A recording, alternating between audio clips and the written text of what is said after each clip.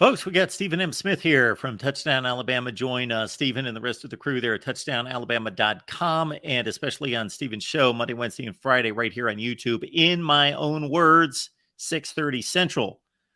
Couple key additions to the secondary here for 2023. Jaylen Key, much sought after safety. A lot of teams going after him. Very productive at UAB with 60 tackles and 3 picks last year, Stephen.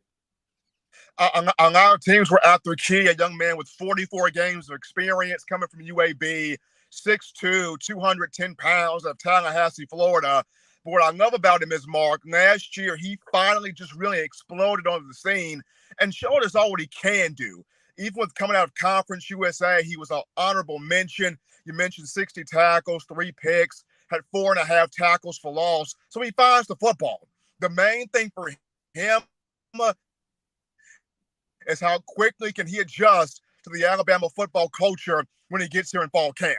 Because you're battling Malachi Moore, you're battling King of Downs, you're battling Christian Story, you're battling Jake Pope. There are a lot of bodies at both safety positions, a lot of guys. So while Coach Saban, he values the experience that Jaylen Key has, especially with the Crimson Tide losing not just guys to the NFL draft, but as you know, Mark, guys to that transfer portal. It's about getting that quality depth, but getting that quality depth that if they believe they can start right away, you've got to show it, and Jaylen Key's got to show it in this fall camp. And it's got to be some kind of interesting transition with a player like this where he's used to going to practice every day and possibly being the best athlete on the field, maybe the top 2 or 3, and then all of a sudden he's just kind of a run-of-the-mill guy in Tuscaloosa. I think the main thing for Key is going to be, Mark, if he becomes a starter, then that's phenomenal. Read your keys, do your job, follow your instincts, play the way you know how to play. But if you come in here and you're not necessarily the guy, don't get down on yourself.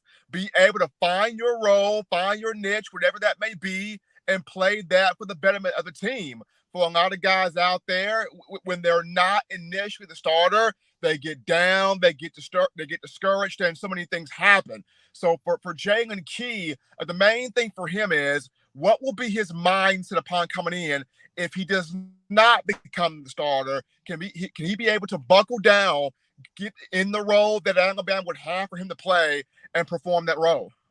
And of course, UAB, one of the better Group of 5 programs since they started playing football again there about 4 or 5 years ago. Another big jump to talk about in the secondary with cornerback Trey Amos coming in from Louisiana, Stephen.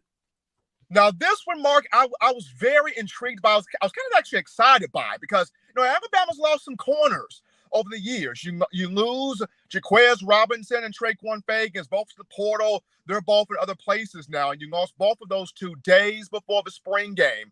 You look at years past, you lost Kyrie Jackson to the portal. You lost Jeffrey Scooby Carter to the portal. You lost Marcus Banks and Brandon Turnage to the portal as well. You lost Kadarius Callaway. You recently lost Eli Ricks, though he did not get drafted. He got picked up by the Philadelphia Eagles. So Alabama's lost some corners. So to get Trey Amos in here, an experienced guy throughout his career at Louisiana Lafayette, we're looking at 60 tackles, 13 pass breakups, an interception, a forced fumble. Led the team last year with 8 pass breakups at 6'1", near 200 pounds, 197. He's got the athletic build that Saban wants for his corners to have. And I think he was brought in as kind of an insurance policy.